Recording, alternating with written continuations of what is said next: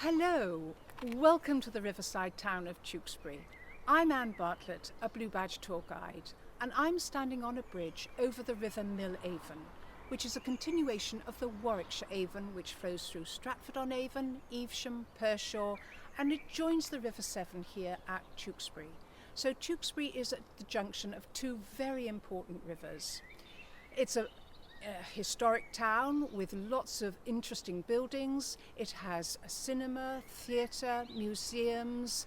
There's lots to see and do here in Tewkesbury, so come with me as we go and explore the town together.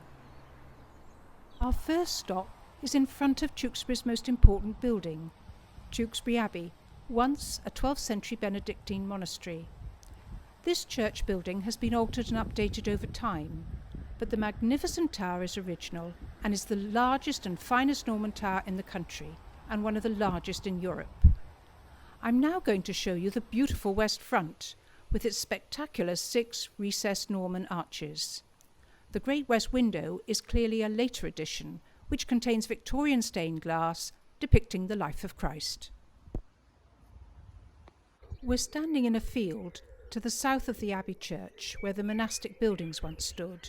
And, as you can see, there's no trace of them there today.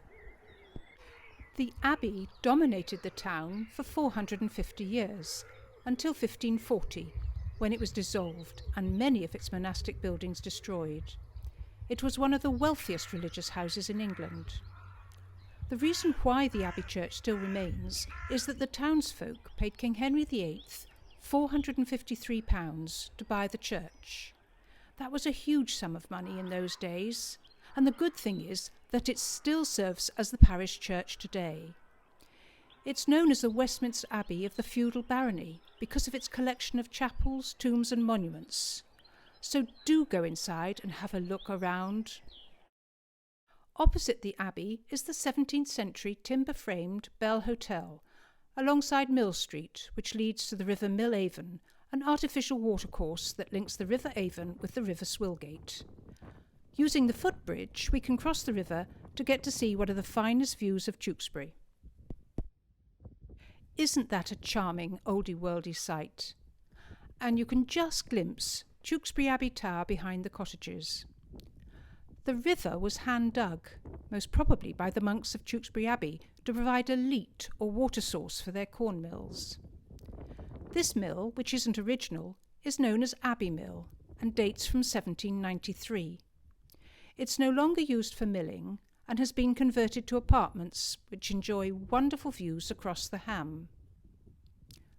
I'll move round to show you the Ham, a water meadow which floods when the rivers Mill Avon, Avon and Severn burst their banks. You can see that this is a popular area for walking. We're on the Severn Ham walking trail, and the people you can see are heading towards the River Severn, which flows behind the trees and bushes in the distance. This is a rare and remarkable terrace of late medieval shops and houses, and the fact that they are still here is due to an amazing piece of luck. About 60 years ago, these 15th century cottages were in a squalid and very dilapidated state. The street facades were so altered with extensions and lean-tos that no one knew how rare and important these buildings were. They were due for demolition to make way for a chain store. A final inspection before the bulldozers arrived indicated that they were very important historic buildings, and a restoration scheme was drawn up. Compromises had to be made to make the restored houses usable. One unit was to be a museum known as the Merchant's House, and here it is in front of you. The infill of wooden boards on the ground floor shows that instead of windows in the 15th century, there were shutters. The shutters were constructed to pivot downwards during the day to act as a shop counter. Through the door, the one with the notice attached, is a passage with 2 rooms leading off. The front room was the shop, and at the back was the living room. The living room shows that in the 15th century, the fire, looking very much like a campfire, was in the middle of the floor for heating and cooking. When lit, the smoke would have curled upwards towards the roof space to eventually find its way out of the house through unglazed windows. There was no chimney. As you can see, there is an upstairs room. The window hasn't been glazed, as it would have been in the 15th century, and the rest of the terrace are homes and offices with all the mod cons that they need for living in the 21st century. Just a few doors away is the John Moore Museum. John Moore was born in Tewkesbury in 1907. He became a pioneering conservationist, and this museum, named in his honour, is a delightful natural history museum. John Moore was also an author, and I can recommend his best-selling trilogy, published just after the Second World War, Portrait of Elmbury, Brensham Village and the Blue Field, about an English market town between the wars, and is based in and around Tewkesbury. He remembers some of the good, bad, funny and strange characters in the town and brings them to life in an amusing way. Tewkesbury is remarkable in the number of alleyways which lead from the main streets to the rivers of the town. Originally there were about 90, but today only 30 remain. This is Old Baptist Chapel Court, and along here is probably the first Baptist chapel in England and possibly in the world. It has been restored and can be visited if you inquire at the John Moore Museum.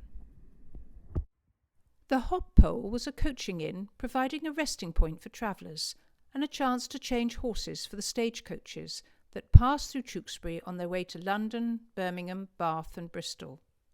Just look at the fine portico displaying the royal coat of arms of Princess May of Teck.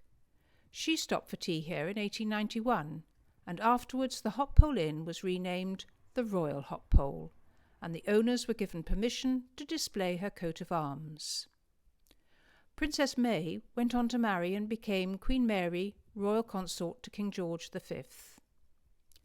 Also, Charles Dickens mentions the Hop Pole in his book, The Pickwick Papers. Mr. Pickwick stopped here on his journey from Bristol to Birmingham, a distance of 106.5 miles. Here is a plaque reminding us of the stop which, in brief, says that there was eating and a lot of drinking. Under the influences, Mr. Pickwick fell fast asleep during the journey, while Bob and Mr. Weller sang duets in the back seat. As you can see on the road sign, 3 roads converge on Tewkesbury. We're in Church Street, the High Street is off to the left, and Barton Street to the right at the roundabout. Just before the junction is the Tourist Information and Heritage Centre. And along Barton Street is the Town Museum in another 17th century timber frame building. Tewkesbury has so much history connected with the rivers, in its buildings, along the alleyways, and there's information about the Battle of Tewkesbury, a decisive battle fought during the Wars of the Roses in 1471, which you will discover in these interesting museums and on guided town walks. I hope you've enjoyed my short video giving you a brief insight into Tewkesbury's past. Do come along and learn some more. We look forward to you visiting us soon. I'm Anne Bartlett, Blue Badge Tour Guide, and my website is www.touringexplored.com.